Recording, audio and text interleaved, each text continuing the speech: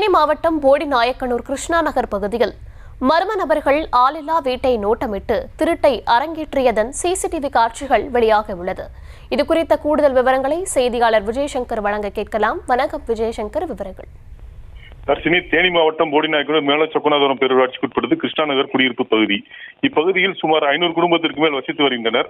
ஓய்வு பெற்ற ஆசிரியர்கள், அரசு அலுவலர்கள், காவல்துறையினர் மற்றும் தொழிலதிபர்கள் அதிகமாக இப்பகுதியில் வசித்து வருகின்றனர். இப்பகுதியில் கடந்த ஒரு மாதத்திற்குள் நடைபெற்று வரும் தொடர் திருட்டு சம்பவம் இப்பகுதி மக்களிடையே பெரும் அச்சத்தை ஏற்படுத்தியுள்ளது. கடந்த 28 தினங்களுக்கு முன்பு இப்பகுதியில் உள்ள மகாலட்சுமி நகர் குடியிருப்பு பகுதியில் ஒரு வீட்டில் கதவுகள் உடைக்கப்பட்டு சுமார் 14 பவுன் நகைகள், வெள்ளி பொருட்கள் கொள்ளை போனது. அதே நாளில் அப்பகுதியில் உள்ள ஓய்வு பெற்ற மின்வாரிய அலுவலர் வீட்டிலும் வெள்ளி பொருட்கள், LED டிவி மற்றும் இதர பொருட்கள் நிறைய திருடு போயின. இதன் சிசிடிவி வீடியோ ஆதாரங்களை கொண்டு காவல்துறையினர் வழக்கு பதிவு செய்து கொள்ளையர்களை தேடி வந்தனர்.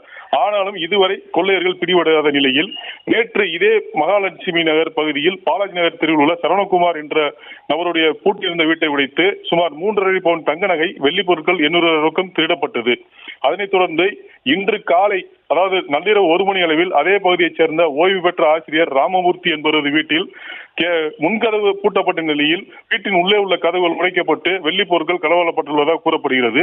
கதவு உடைக்கப்பட்டு கொள்ளையடிக்கப்பட்ட வீடுகள் அனைத்துமே இப்பகுதியில் வசித்து வரும் நபர்கள் மருத்துவ சிகிச்சைக்காகவும் இதர விசேஷங்களுக்காகவும் வெளியூர் சென்ற நிலையில் பூட்டி இருக்கும் வீட்டுகளை நோட்டமிட்டு கதவுகள் உடைக்கப்பட்டு தொடர்களை நடந்து வருவது குறிப்பிடத்தக்கது.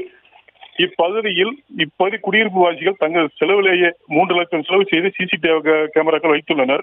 இப்பகுதியில் வசித்து வருவர்கள் பெரும்பாலும் ஓய்வு பெற்ற அரசு அலுவலர் மற்றும் முதியவர்கள் என்பதால் இப்பகுதி மக்கள் மிகுந்த அச்சத்தில் உள்ளனர். சிசிடிவி கேமராக்களில் சிக்கும் திருடர்கள் காவல்துறை கையில் இன்னும் சிக்காதது ஏன் என்று இப்பகுதி மக்கள் கேள்வியும் எழுப்பி வருகின்றனர்.